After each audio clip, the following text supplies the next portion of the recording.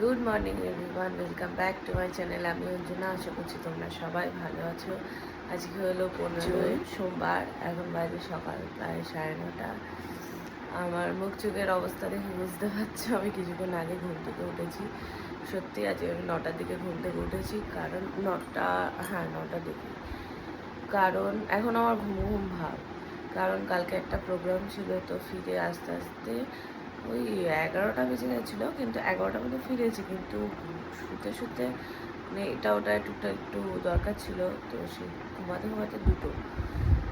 তো ওই জন্য আমার ঘুমে পোষায়নি, চোখে যেন এখনও ঢুকে ঢুকে। এখন আমি পারলে যদি 2-3 ঘন্টা শুয়ে পড়ি, আমার মানে আমি ঘুমিয়ে পড়বো, আমার আর কেউ মানে ডেকে তুলতে পারবে না, এরকম ব্যাপার।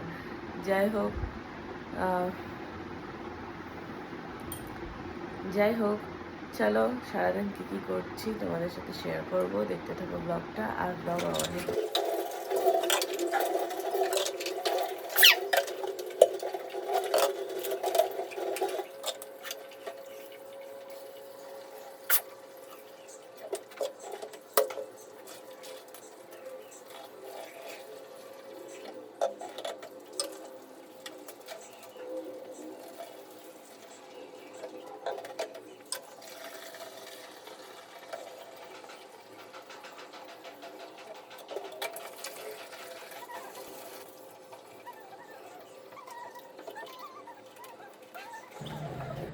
তো এই যে বাবা পাঠিয়েছে 1 ব্যাগ আম। এখন অল্প আছে, কারণ সবাইকে দিয়ে দিয়েছি, বড় মাদের দিয়েছি, তারপর মেজেটিদের দিয়েছি, তারপর তারপর আমাদের বাড়ি হেল্পিং হ্যান্ড কাকিমাকে দিয়েছি।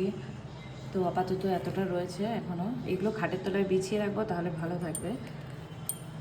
এই আমগুলো পুরো হলুদ হয় না, বেশ একটু মুখটা হলদে হলদে হয়, আর গাটা হালকা নরম হয়, তখনই খেতে হয়। এই যে যেমন এই একটা, কোথায় গেল এই একটা, এগুলো পেকে গেছে, কিন্তু এই রেখে দিলে পেকে যাবে, ধীরে ধীরে খাওয়া যাবে। আজকে করবো পাতুরি। ভেটকির ফিলেট কাটিয়ে এনেছে, কিন্তু এই ছাল বাদ দেয়নি। তো যাই হোক, এতক্ষণ নুন জলে চুবিয়ে রেখেছিলাম, এবার এই মশলা টক দই দিয়ে একসাথে আবার ম্যারিনেট করে রেখে দেবো কিছুক্ষণ। ফিলেট কাটিয়েছে কি কী কাটিয়েছে জানি না, কী বলে, ফিলে তো নয়, ফিলে এরকম হয় না। মোটা কথা হচ্ছে কাটা নিয়ে যায়। আর এখানে আলু পেঁয়াজ কেটে রেখেছি, মাছের তেল দিয়ে ভাজবো। এই যে মাছের তেল বেছে রেখেছি।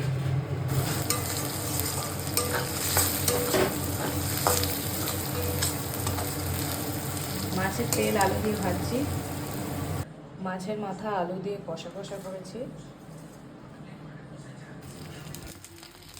এই যে পাতুরি হচ্ছে, এখন নামাবো, প্রায় হয়ে গেছে।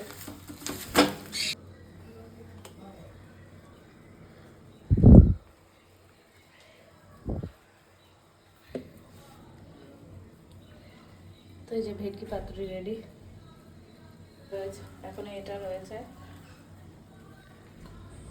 এই যে ছাদে কুমড়ো শাক হয়েছে, মা দানা বসিয়েছিল, আর কলমি শাকও রয়েছে ওর সাথে। কলমি শাকটা অটোমেটিকই, কোনো পাখি দানা ফানা খেয়ে ফেলে, তো সেখান থেকেই। আর এই যে সেই পেয়ারা গাছ দেখিয়েছিলাম, ছোট ছোট পেয়ারা হয়েছিল, এখন এসে দাঁড়িয়েছে এত দূর স্টেজে। আর একটা আছে, এই যে আর একটা স্টেজ, এই যে একটা, অনেকগুলোই হয়েছে, তার থেকে 2টো এসে দাঁড়িয়েছে। অনেকগুলোই ফুল এসেছিল, তার মধ্যে 2টো পেয়ারা ধরেছে। কি সুন্দর না, এটা একটু বড় হয়েছে বেশ। আর পেয়ারা ধরেনি, ফুল হয়েছিল অনেক।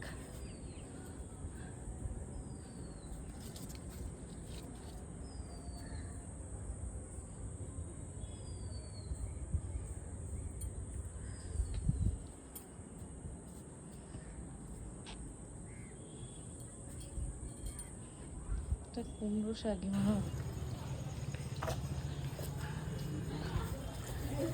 বাপরে, 4 তলায় উঠতে উঠতেই ঠ্যাং হালাত খারাপ হয়ে যাবে। আমরাই কি প্রথম, কারোর আওয়াজ পাওয়া যাচ্ছে না। এখানে আবার এরকম সাজিয়ে দেবেন, পুরো সাজিয়েছে না এখানে তাই তো মনে হচ্ছে। এদিকে রাখা আছে রাখা পকোড়া দেওয়ার প্লেট দিচ্ছি দিতে এখানে আছে তোকে দিয়ে গেছে না স্ত্রী লাগাবে স্কুলের জিনিস দেবে আর এটা না সুন্দর হয়েছে ঠাকুরটা।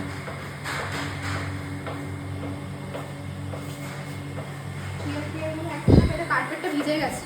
আরে বড় লোক মানুষ পড়েছে।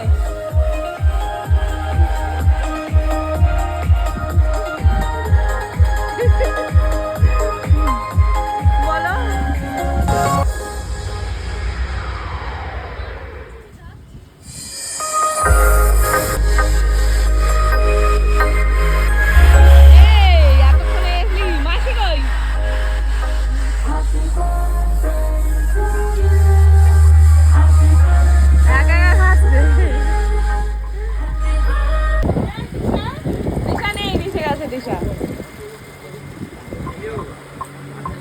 বাবা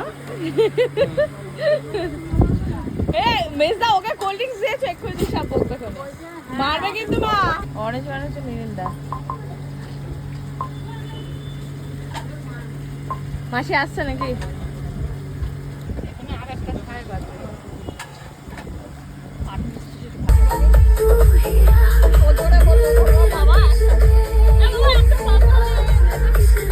কি কি আবার পকোড়া? এই তো বলছি খাবি না বাবা। এর বেলায় দেখেছিস বাবা বলছে পকোড়া নিয়ে। এটা আমার সেকেন্ড প্লেট পকোড়া। এও সেকেন্ড প্লেট খাচ্ছে পকোড়া। এই মাসিকে পকোড়া দাও। ওই তো বড় মাসি এসছে।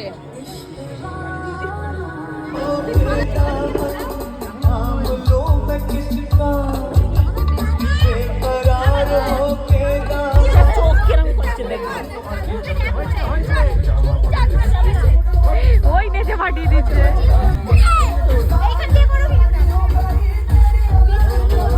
হ্যাপি বার্থডে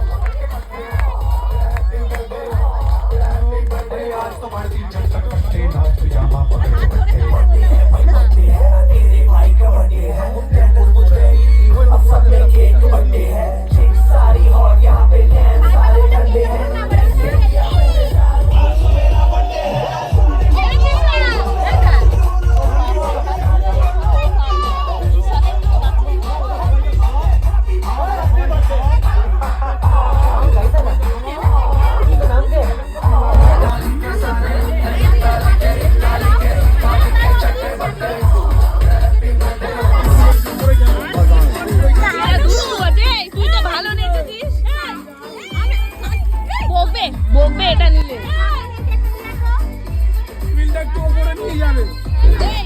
কটা খাবি তুই? কটা খাবি? কটা খাবি একটু দেখা।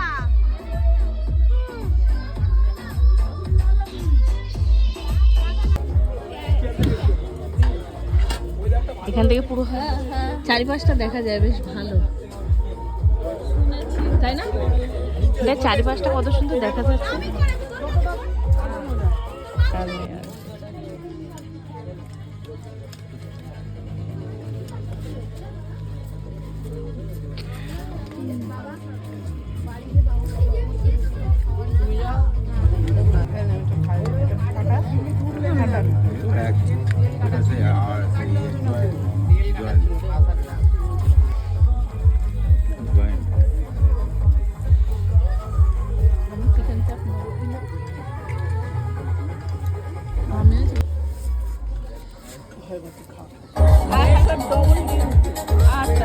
চলো আসছি, টাটা।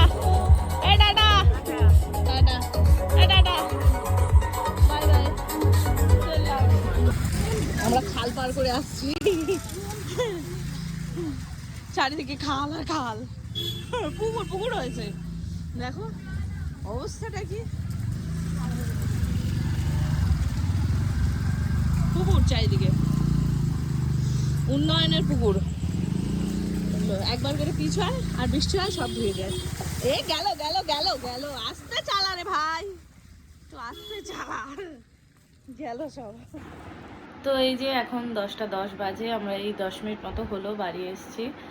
রান্না বান্না খুব খুব ভালো হয়েছে। চিকেন চাপ, চিকেন চাপ তো আমি খাই না, তাই আমি টেস্টও করিনি।